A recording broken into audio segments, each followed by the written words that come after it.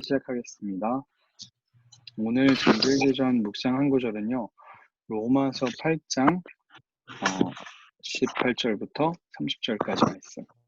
원래는 좀 짧은데 어제 것까지 같이 제가 묶었어요. 그래가지고 좀 깁니다. 제가 읽고 홍규, 성규, 명중, 스더, 진이, 주의자매 들었군요. 이렇게 읽으면 되겠습니다. 현재 고난은 앞으로 우리에게 나타날 영광과 좋게 비교할 수 없다고 생각합니다.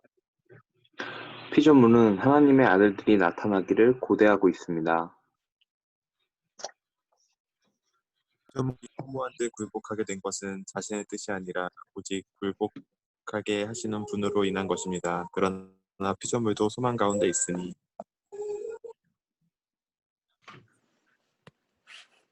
이는 피조물 자신도 썩어짐의 종노릇하는 데서 벗어나 하나님의 자녀가 누릴 영광의 자유에 이를 것이기 때문입니다. 우리는 모든 피조물이 지금까지 함께 탄식하며 함께 해산의 고통을 겪고 있다는 것을 알고 있습니다.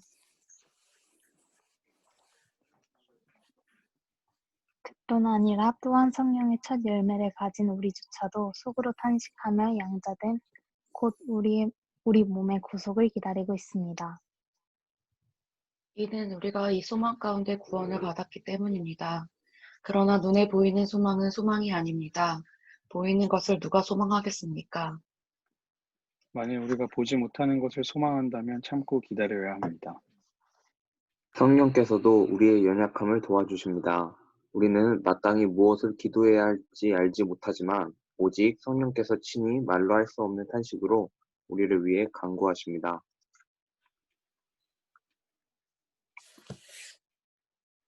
마음을 살피시는 분께서 성령의 생각이 무엇인지 아십니다. 이는 성령께서 성도를 위해 간구하시기 때문입니다. 우리는 하나님을 사랑하는 사람들, 곧 그분의 뜻을 따라 부르심을 받은 사람들에게는 모든 것이 합력해 선을 이루는 줄을 우리합니다. 하나님께서는 미리 아신 사람들을 자기 아들의 형상을 닮게 하시려고 또한 미리 정하셨습니다. 이는 그 아들이 많은 형제들 가운데 맏아들이 되게 하시기 위함입니다.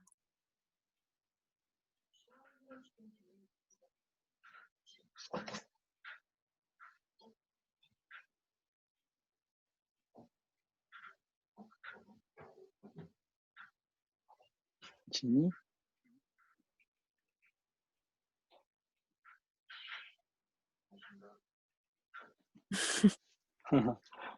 네, 제가 읽을게요. 하나님께서는 미리 정하신 그들을 또한 부르시고 부르신 그들을 또한 의롭다 하시고 의롭다 하신 그들을 또한 영화롭게 하셨습니다. 아멘. 네, 오늘 로마서 우리 8장 18절부터 읽었는데요. 고난과 영광이 함께 있다는 이야기를 이제 하고 있습니다. 18절에 보니까 현재 고난, 앞으로 우리에게 나타날 영광과 좋게 비교할 수 없다고 생각합니다. 17절, 그리스도인으로 살아가면서 우리는 고난을 받죠. 우리가 그냥 삶에서 겪는 고난 말고 그리스도인으로 살아갈 때 겪는 고난이 있다고 이야기를 하고 있어요. 17절에 보니까 어제 그 전날 읽었던 건데 우리가 자녀이면 또한 상속자입니다.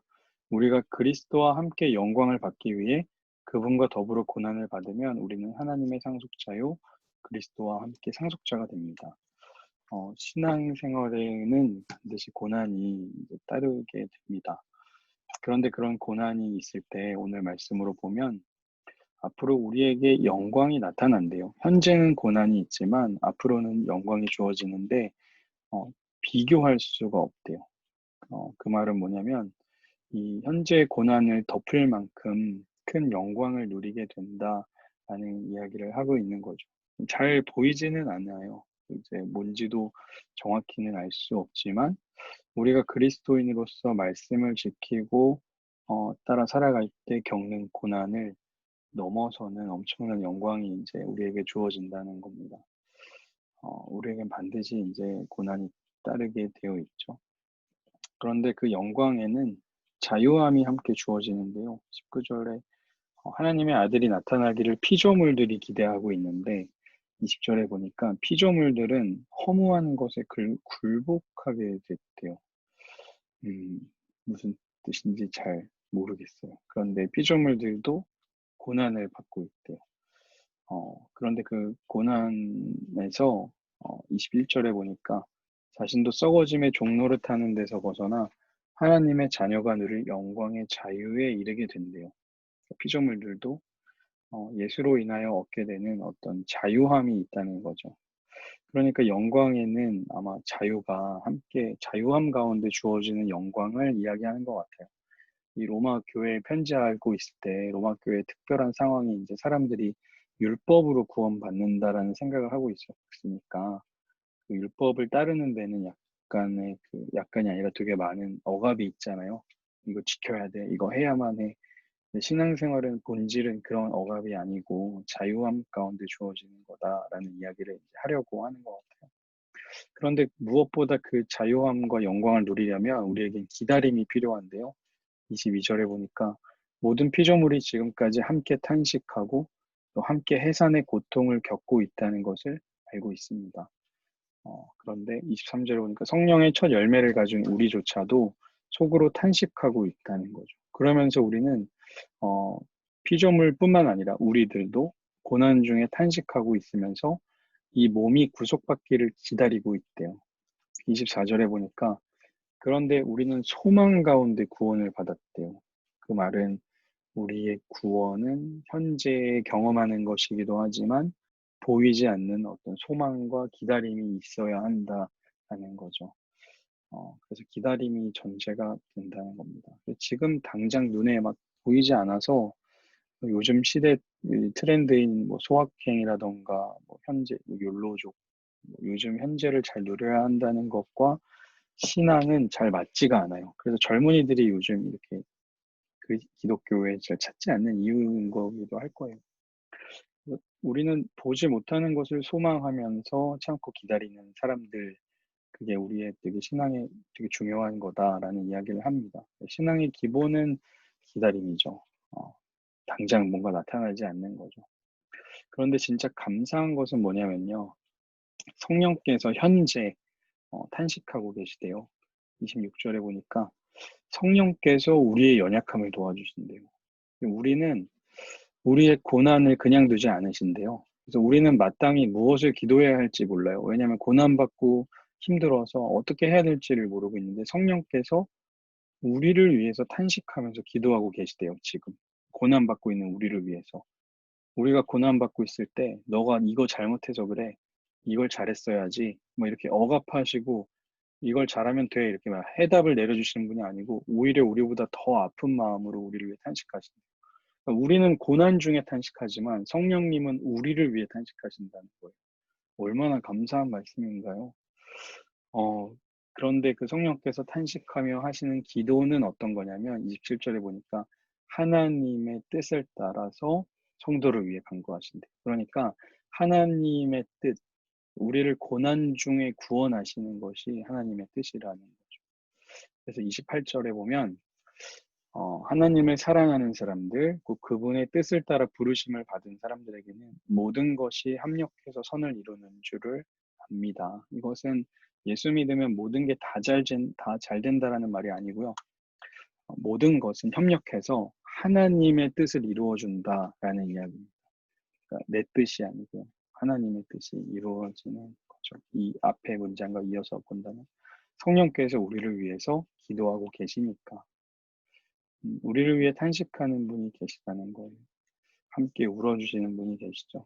그런데 그 하나님의 이런 우리를 아픔을 겪게 하시고 또 소망을 주시고 구원하시는 이 모든 것이 하나님의 계획 안에 있던 겁니다.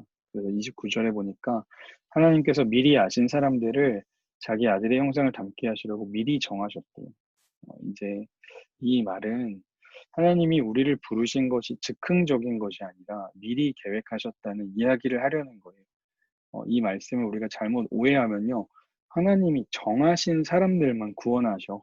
우리는 정하신 사람들이어서 구원하신 거야. 너네는 예수 안 믿는 사람은 안 정하셨어. 이건 약간 그 예정론을 오해한 거거든요. 그런 말이 아니고요. 우리의 구원하시고자 하시는 계획을 하나님이 미리 세우셨다는 거예요. 30절에 보니까 미리 정하신 사람들을 또한 부르시고 부르신 사람들을 의롭다 하시고 의롭다 하신 사람들을 영화롭게 하시는, 그러니까 그냥 우리를 부르고 끝나는 게 아니고 우리를 부르시고 우리를 의롭게 하시고 영화롭게 성화까지 하시게 하시는 분이 다 하나님의 계획 안에 있던 거다라는 이야기를 지금 하려는 겁니다. 그러니까 창조의 질서를 인간들이 지킬 수 없는 것을 하나님은 아셨어요. 사람을 창조해 놓고 얘네가 말씀대로 살 수 있을 거다라는 것을 생각하지 않으셨죠. 그래서 하나님은 인간을 창조하시기 전부터 예수 그리스도를 통해서 우리를 구원하실 계획을 가지고 계신 것이지, 얘네를 창조해 놓고 났더니 어디 한번 보자 했는데 잘 못하니까 예수님을 보낸 게 아니에요. 이미 처음부터 예수님으로 인해서 구원받을 수 있다는 것을 하나님의 계획 속에 있었다라는 이야기를 이제 하고 있는 겁니다. 그래서 오늘 말씀 다시 기억해 보면 고난에는 영광이 함께 따르는데요. 그 영광에는 자유함이 있어요. 그래서 억눌려 살아가는 신앙생활이 아니고 말씀 속에서 진짜 진정한 자유를 누리는 거죠.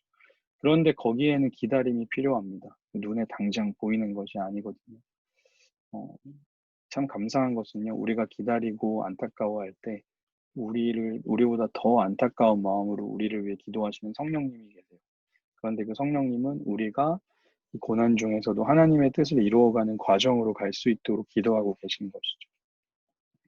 그리고 그런 하나님의 모든 이 일련의 과정들, 고통과 기다림과 탄식과 또 예수 그리스도를 통한 구원의 모든 계획은 하나님께서 미리 계획해 두신 것이었어요. 그래서 그것을 발견했을 때 그 놀라움, 뭐야, 와, 하나님 대박, 이미 계획을 해놓으셨고 나를 이렇게 구원하시려고 이렇게 준비해 두셨구나라는 것을 발견했을 때 그 기쁨을 누리는 사람들, 진짜 감사한 거죠. 이 고난을 이길 수 있는 힘은 어디에서 올까요? 성령께서 우리를 위해 날마다 탄식하고 계시다는 사실을 우리가 기억하면 좋겠습니다. 미리 계획하신 그 사랑과 구원을 알아가고 또 닮아가는 우리가 되면 좋겠습니다. 네, 그러면 기도하고 마치겠습니다. 진이가 네트워크가 안 터져서 잠깐 나갔다 들어왔다고 메시지가 개인적으로 왔네. 미안하다 진아. 진짜. 기도하겠습니다. 하나님 감사합니다. 우리가 그리스도인으로 살아갈 때에 우리의 삶에 고난이 있음을 알게 하심을 감사합니다. 우리가 고난을 통해서 내가 지금 제대로 된 길을 가고 있다는 것을 깨닫게 하여 주시고 그 고난 가운데 참된 영광을 누리며 주님이 주시는 그 자유함을 누리는 우리들 될 수 있도록 인도하여 주옵소서. 힘들고 어려운 시간들 지낼 때 우리보다 더 안타까운 마음으로 우리를 위해 기도하시는 성령께서 계심을 감사하며 그분과 동행함을 든든히 여기며 더 하나님께 집중하며 살아갈 수 있는 우리들 되게 하여 주시옵소서. 우리를 구원하시려고 계획하신 그 하나님의 큰 그림을 깨달아 알아가게 하시고 날마다 그 은혜에 감사할 수 있는 우리들 될 수 있도록 인도하여 주옵소서. 이 밤에도 평안함 주실 줄 믿습니다. 감사드리며 예수님의 이름으로 기도합니다. 아멘. 네. 수고하셨습니다. 감사합니다. 감사합니다. 네.